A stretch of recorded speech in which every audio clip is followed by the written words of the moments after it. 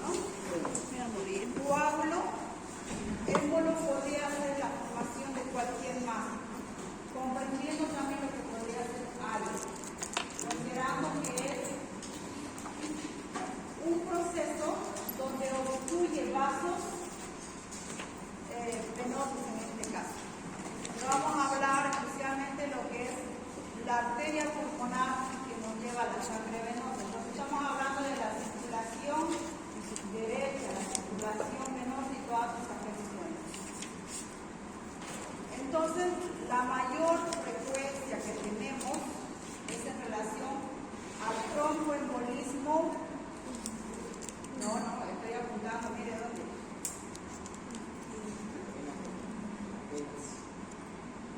Trombosis venosa profunda. Esa es la causa de arriba de un 80 a 45% para que pueda ocasionar un tromboembolismo pulmonar. La migración de este coágulo, ¿no?, puede llegar a mediante la circulación venosa, todo lo que es vena bajo miedo, de extremidades inferiores a lo que es la vena cava inferior, pasa lo que es el diafragma y este va a desembocar en lo que es la aurícula derecha. O sea, cualquier coágulo que esté en este trayecto con la presión sanguínea va a llegar a lo que son estas cavidades y mediante lo que es la arteria pulmonar que sigue llevando, fíjense, la sangre de todo lo que ha recogido la sangre desoxigenada, va a ir a taponar un vaso, ¿cierto? Y todo ese vaso va a tener una alteración de la función pulmonar, que es ventilación, perfusión y difusión. Estamos hablando, si se altera eso, que va a ocasionar una insuficiencia respiratoria, ¿sí? Si es que está obstruido esto, quiere decir que la circulación se enlentece. A ese enlentecimiento nosotros le vamos a llamar el nombre técnico de estasia. Quiere decir una circulación lenta. En una circulación lenta, si es que hay componentes celulares, ¿qué es lo que va a pasar? Va a formarse como va a haber adherencias celulares. Y en este caso, por las células con afinidad, lo que son la coagulación en un estado físico normal, como cuando nosotros nos hacemos una lesión y tiene que cerrar, tiene que sellar. Entonces las plaquetas empiezan a hacer una adherencia, aparte de eso, empiezan a migrar mucho más las plaquetas. Y empieza a haber fibrinógeno, ¿no?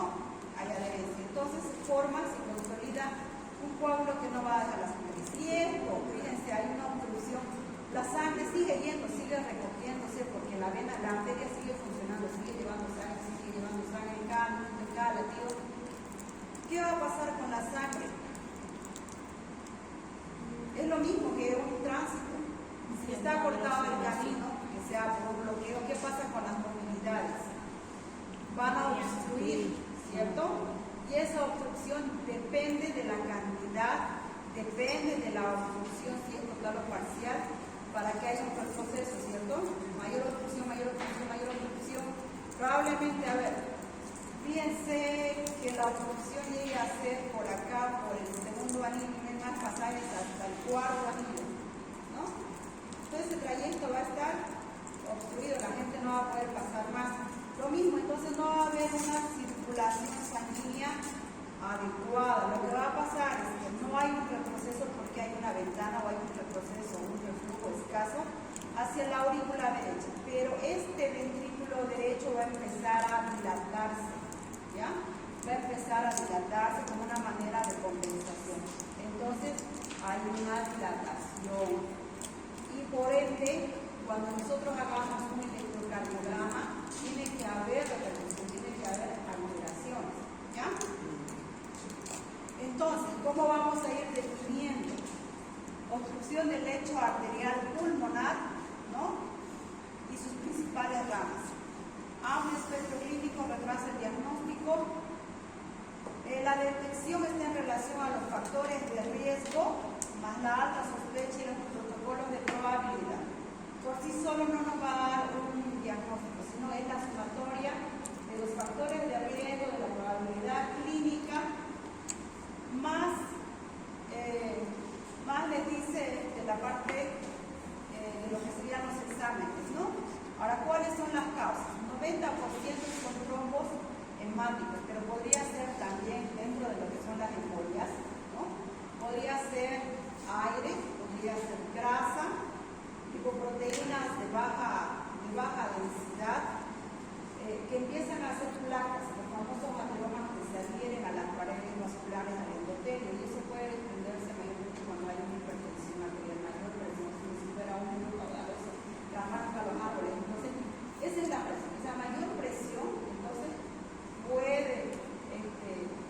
lesionar, puede romper placa de oro. El émbolo es cualquier sustancia que obstruye un vaso. ¿Listo? Cuando hablamos de embo, es en relación a contenido o componente hemático.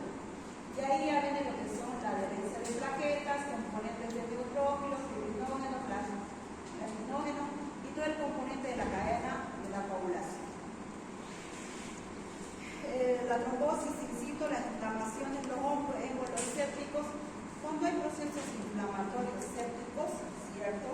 Tenemos bacterias circulando en lo que llega a ser corriente sanguíneo, y sobre eso ustedes saben que se activa la cadena de la proinflamación, macrófagos, neutrófilos. Entonces, eso va a empezar a hacer adherencias a la plaqueta y va a empezar a formar trombos. Fracturas óseas, hay sangrados, grandes quemados, estasis en el de la circulación y sustancias extrañas, ¿no? Entonces, los tipos de émbolo por lo general proceden de la vena cava inferior, de extremidades inferiores. Pueden ser grasos, traumáticos óseos, sépticos, flebitis, endocarditis, con ruptura de saco vitelino, aéreo, colocación de catéteres venosos, rupturas venosas. Ahí, por ejemplo, que enfermería llega a sacar todo lo que es en el trayecto de lo que es el tipo de venolisis, ¿no? Todo lo que es aire que se saca, romper las burbujitas, porque cierta cantidad puede funcionar como un émbolo, porque ocupa un espacio. No es aire y no, el aire también ocupa un espacio. Y peor aún si está entre paredes vasculares. Neoplásicos, tumores intracárdicos, hay enzimas proinflamatorias, pseudoinflamatorias de lo que es el cáncer, que también pueden activar la cadena de la coagulación. Cuerpos extraños, polvo, drogas, para evitar ectosomiasis. ¿Okay? Son varios. Ahora, factores predisponentes. ¿Qué es lo que hace que uno tenga estos factores? Que haya cruzado por traumas mayores. ¿Cuáles son traumas mayores? Mayormente cuando hay fractura de huesos grandes. Fémur, pelvis, pelvis. Entonces, ahí incluye trauma mayor. ¿Cuándo puede haber? Puede ser una fractura adquirida por trauma de accidentes, o podría ser también reparaciones de cadera, ciertos desgastes, pero son cirugías grandes. Cánceres hepáticos, pulmonares. En cáncer ahí juega mucho lo que es tanto el sedentarismo como también las enzimas pseudoprocoagulantes que actúan en lo que es la formación del fármaco, anticonceptivos orales, embarazos, fracturas. ¿Por qué el tercer trimestre de embarazo?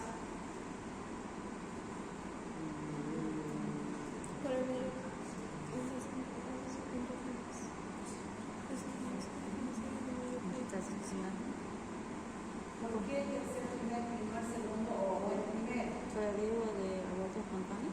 No, ese es el primero.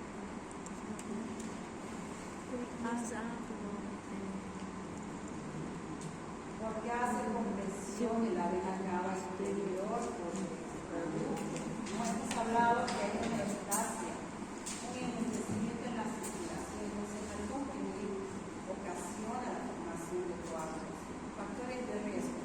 Lo vamos a dividir en tres grandes grupos de factores. Estamos con los factores de riesgo fuerte, factores de riesgo moderado y factores débiles. O sea, los que más podrían producir son la fractura de cadera o de miembro pélvico, reemplazo de cadera o de rodilla, cirugías mayores, traumas mayores, lesiones de médula espinal. Reemplazo de rodilla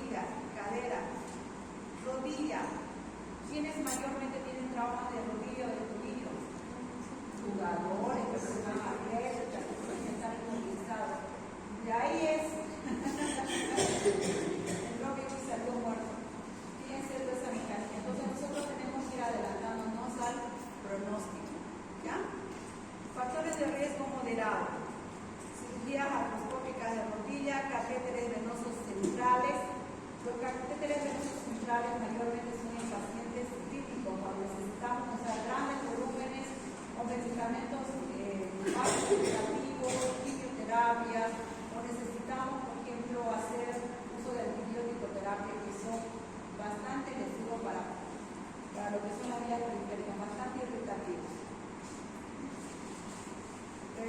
Quimioterapia, falla cardíaca o respiratoria crónica, tumores malignos, terapia anticonceptiva oral, accidente cerebrovascular o enfermedad cerebrovascular paralítico que está sedentario, no circula, paraplegia o paraparesia, embarazo, puerperio, embolismo previo, trombofilia. Factores de riesgo débil: reposo en cama por más de 3 días, reposo prolongado, anciano, obesidad, venas varicosas, embarazo, antiparto. Una persona, piense que los factores se van sumando, ¿no? Obesos mayormente no están en mucha actividad física. Ahí súmele que tiene un reposo prolongado, un viaje de más de 10 horas. Entonces tiene una alta probabilidad, ¿no? Entonces el antecedente siempre es importante.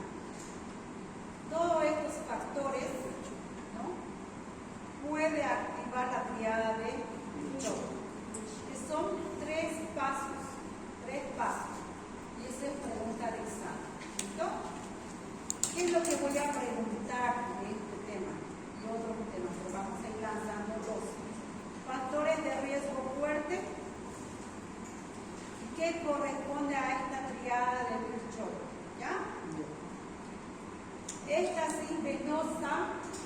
¿Listo? Pacientes que tienen flujo venoso lento. Hipercoagulabilidad. Partos, cirugías, traumatismos, factores genéticos, pacientes con prótesis y uso de anticoagulantes orales. Les dice varices, ¿no?, con paredes inflamadas, alteración de lo que son las paredes venosas. Entonces, las leucemias, los síndromes antifosfolipídicos, los síndromes nefróticos también se suman, y entre los antecedentes familiares y personales, la hipercoagulabilidad. Fisiopatología. Dentro de eso voy a tocarlo de manera general porque vamos a entrar en el infarto en lo que llega a ser un segundo módulo. ¿Listo? El émbolo, cualquiera que fuera, ¿listo?, en este caso, y realmente es un rojo porque estamos tocando este tema, es un 80% trombosis venosa profunda. Otras literaturas le dicen 90%. Vamos a considerar arriba del 80%. ¿Listo? Origen de trombosis venosa profunda. Una de las preguntas: ¿cuál es la causa frecuente del tromboembolismo pulmonar? Entonces, ¿esto qué es lo que va a ocasionar? Una obstrucción del flujo sanguíneo pulmonar. No está llegando suficiente sangre para poder oxigenar.